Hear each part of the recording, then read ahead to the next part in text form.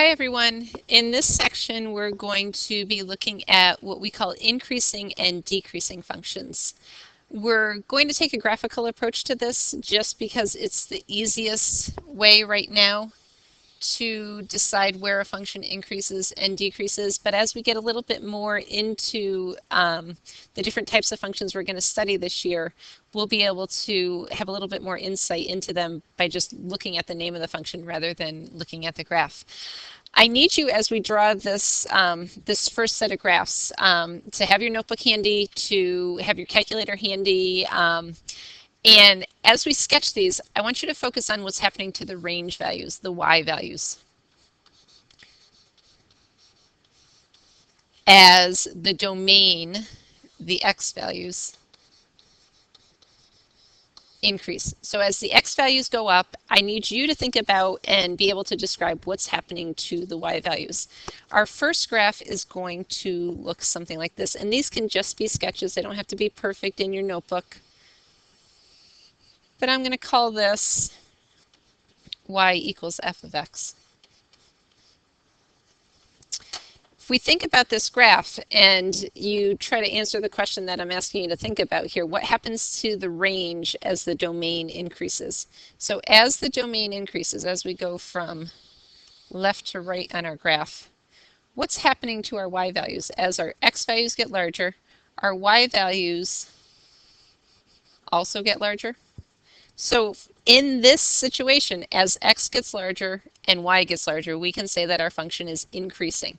So I'm going to use some notation and say that this is increasing on the interval from negative infinity to positive infinity. And these values of negative infinity to positive infinity indicate x-axis values. So these are x-axis values. They look very similar to the way that we've named domain. They look similar to the way that we've named continuity, and it's almost the same idea, except now the context that we're working with is the idea of increasing or decreasing. They're not ordered pairs, so just make sure that you don't mix that up. Think about this graph one last time. As x gets larger, y also gets larger, and therefore we can say that the interval is increasing. This function is increasing from negative infinity to positive infinity. Let's do another one. If I draw, excuse me, if I draw a graph, simple, it's linear. We'll call it y equals g of x. If I look at this graph and take into account the same question that I posed to you, what happens to the range as my domain increases? So here's my domain increasing, going along the x-axis towards the positive direction. As my domain increases, my range values actually decrease. When that happens, we can say that our function is decreasing on the interval between negative infinity and positive infinity. I know that this pattern is going to continue on in both of these functions because I put the arrows at the end of the functions. So there's enough evidence there telling me that the function is going to continue on in those directions. I don't have to worry about it making some kind of crazy turn or anything like that. So in order to discuss increasing, decreasing, you have to think about as domain increases, domain is always increasing, what's happening to range? Does it go up? Does it go down? If it goes up, then the function is increasing on an interval. If it goes down, then the function is decreasing on an interval. Take a second to think about that. I'm going to try the big trick of erasing this whole board at one time and see if it works this time. I haven't had luck with it so far. Oh, it did. So we were able to get rid of that screen pretty quickly here. We're going to draw a couple more just to kind of test the waters with your understanding here. So draw yourself two more coordinate planes. On the first coordinate plane, I'm going to throw a little bit of a twist at you. It's not going to be difficult once we discuss it though. Here's my function. This is y equals h of x. Answer the same question. What's happening to the range values as my domain values get larger? My domain values are increasing. What's happening to the range values? So this is as x increases, y this time remains constant. So not only can we have intervals of increasing, decreasing, we might also see something, and this would probably occur in a piecewise function because of the different layers of a function. But we could say here that h of x is constant on the interval from negative infinity to positive infinity. Remember, keep in mind that, again, these values here are x-axis values. So you've seen three different types of ways that we can describe functions. Increasing if x gets larger, y gets larger. Decreasing if x gets larger, y gets smaller. And constant if x gets larger, y remains the same. We're going to put it together in one picture here. So sketch for me something that looks like this. I'm going to put an ordered pair at negative 5, 3, negative 2, negative 2, 1, 3, 1, and then 4, 3. So take a second and plot those ordered pairs. And when you have those ordered pairs plotted, let's connect the dots. Not all going to be lines. So we're going to give a little bit of curve to our graph here. We're going to continue on, and then we're going to curl back up. So we want to discuss the areas of increasing, decreasing, and now we also know constant for the graph that we see here. I need you to be aware that our function actually is only between negative 5 on the x-axis and positive 4 on the x-axis because of the closed dots at the end of the function. So we're not going to deal with the infinities this time when we actually name our intervals. If you scan this graph from left to right, negative 5 on up, between negative 5 on the x-axis and negative 2 on the x-axis, our y values decrease as our function domain values increase. So we can say that this function is decreasing on the interval from negative 5. I'm going to include negative 5 this time because it's an endpoint, up through negative 2 on the x-axis. This I'm going to use a parenthesis. If you're working in the middle of a function and you have a change of increasing or decreasing, we keep the parenthesis on it because it's really sharing a description there. So don't bracket off unless it's an endpoint where your interval kind of ends. So we have decreasing rather between the first set of x values. Then between negative 2 and positive 3, our range values remain the same. As our x values go between, domain values go between negative 2 and negative 3, our range values stay exactly the same. So they're flat, which means that our graph is constant on the interval. And here's where you're going to see the parentheses, negative 2 to positive 3. Finally, this last piece, this last section of the graph between 3 and positive 4. As my domain values go up between 3 and 4, my range value also goes up. So I can conclude that this function is increasing on the interval between 3 on the x-axis up to 4 inclusive because it's an endpoint. That's the only reason we're putting the bracket on it. So you're going to be able to, or you're going to have to be able to describe the interval of increasing, decreasing, and constant if you happen to have a piecewise function in front of you. Pause this for a second. Think about everything that was presented to you. Write yourself down a question or two if you have any questions. Make sure that you get the notes on this before we actually delve into an example. There's only going to be a couple examples, and then kind of leave you on your own in a little bit to try some problems during class time. So think about this. I'm going to erase the screen and we'll get into an actual example that you can do on your calculator. 2 for 2. We're doing well, guys. All right. Here's kind of a summary statement if you want to think about it and get it into your notes. The way that we're going to read this is that the top layer of each piece is going to go together. So a function is increasing on an interval, if for any 2 points on the interval, a positive change in x, meaning it's going up, results in a positive change in f of x. Remember, this means y. Excuse me. So this is basically a little bit more beefed up of a definition than what I was saying before. As x goes up, y goes up, or as the domain goes up, the range goes up.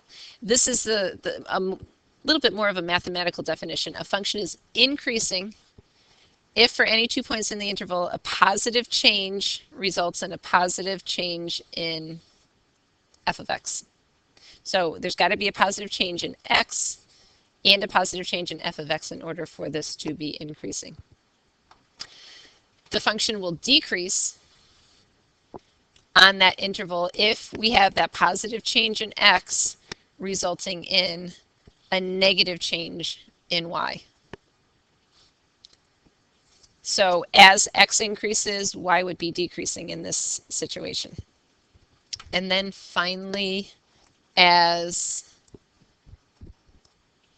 our function being described as constant, if for any 2 points in the interval, a positive change in x results in a 0 change. So the y's are not changing at all. It doesn't rise or fall at all. So that y value stays exactly the same.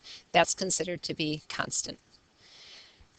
Just a little bit more of a formal definition. If you want to write that into your notes, that would be great. Or just make sure you understand that overarching concept of as x goes up, what's happening to the y's, and that's how you're going to draw your conclusion about increasing, decreasing, or constant. So we're going to move on to a couple examples that you're going to need your calculator for. So pull that out if you don't have it next to you right now. And I'm going to pull it up on the screen. The first one we're going to look at, let me just reduce it here a little bit so that we can split this screen if it cooperates with me. Oh, maybe it's not going to cooperate with me. We want to do x, the quantity of x plus 2 squared.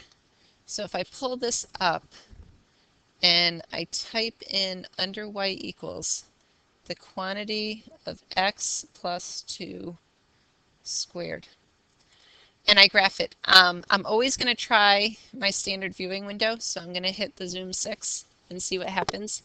And here's the resulting graph. You guys should have made the connection that this would be parabolic when it comes up on the calculator, just because of the squared term is the largest term in there, so it's a degree 2 function. I see a couple things as far as increasing, decreasing here. I see an area, an interval where the function is decreasing, and I see an interval where the function is increasing. Now the key to doing this on your calculator is to be able to identify like that swing value. Where's the x value where the change is happening from decreasing to increasing or vice versa? And because this is parabolic, if I kind of just trace along the bottom here, I know, excuse me, I know that that change is going to occur at the vertex point. So knowing that the vertex of a quadratic is either a maximum or a minimum, if I can identify that vertex point, I'm going to be able to identify the swing point of the change in direction.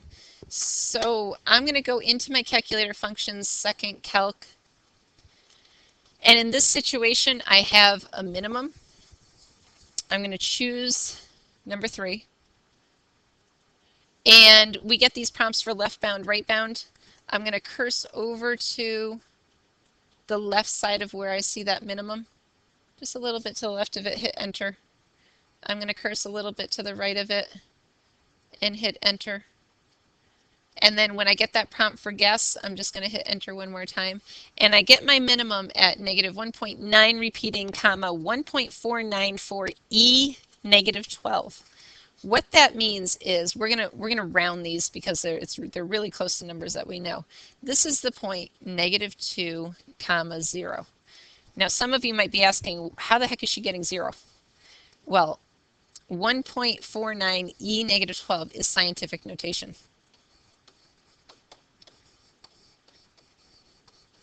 And if you remember your scientific notation, probably from middle school years, this means that I'm moving the decimal point 12 places to the left, which is really a teeny tiny little number.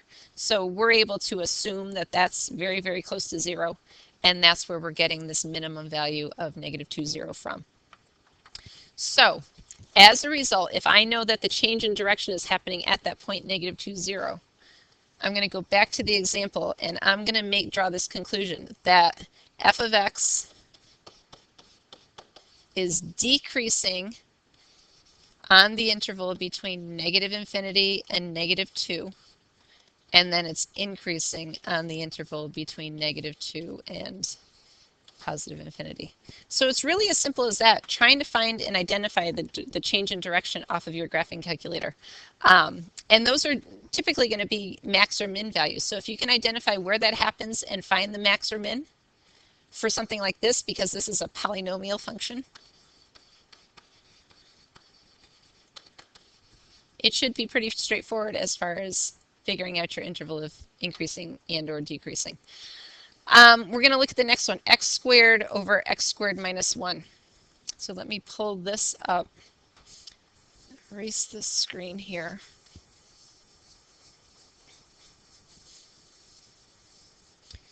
X squared over x squared minus 1. So we'll pull this out. We're going to look at this on the calculator. So x squared, I probably don't need parentheses around that numerator because it's only one term, but just to be safe, I'll get in a good habit of doing that so that I know I graph the right function. X squared minus 1. We'll zoom 6 it again and see what happens. Ooh, a little bit different this time. It's maybe not as straightforward as the first function that we saw. To begin with, this isn't polynomial, it's a rational function. So if I scan the actual function, here's my function. If I just trace along it, here's my function. I can put arrows on here knowing that that's going to continue. Then this is the other piece. And then this is my third piece. Definitely, by the way I drew it, I know that this function is not continuous. Just a little review from the previous section. So let's see what we can draw as far as conclusions go about intervals of increasing, decreasing. As my x values get larger, I see that my y values, even though this looks really straight, if you were to inspect the table, this is minutely going up. Each y value is just a little bit higher than the previous y value. So I could say that this function is increasing. This was called g of x. This function is increasing on the interval between -∞ and -1. And I say -1 because this is where there appears to be an asymptote. And then the function increases again. The asymptote occurs here where there's a break in the graph. But then if we start over again, as the x's go between -1 and 0, and I could double check this, but I am pretty good at eyeballing this one, that this is actually an x value of 0. The function increases again. So I'm going to say between -1 and 0. So two areas where our function increases. Here, up until we get to -1, and then again between -1 and 0. And then if I jump over on the other side of 0, my function is actually decreasing between 0 on the x-axis and +1. So decreasing on the interval between 0 and 1 because we hit another asymptote at this value. And then as we jump to the other side of the asymptote, our function is also again decreasing between 1 and infinity. Think about that for a second and how I broke it up. Of course, because I said we can eyeball this x-axis value here, just be careful. If you can't eyeball it, then you're going to do a maximum, because for this little portion of the graph, right here, this little portion of the graph, we have this identified as a maximum piece. So it's not too difficult of a concept. We just have to understand that when we name it, we name according to x-axis values, x-axis values there. And it's all up to the person who's reading our answer to be able to interpret, knowing that we're looking for areas of increasing and decreasing.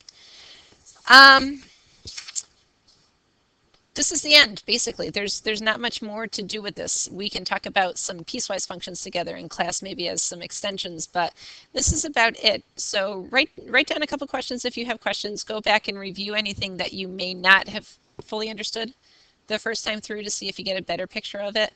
And this is it for this section. So sleep on it, think about it, and I'll talk to you about it when you get into class. Thanks for listening.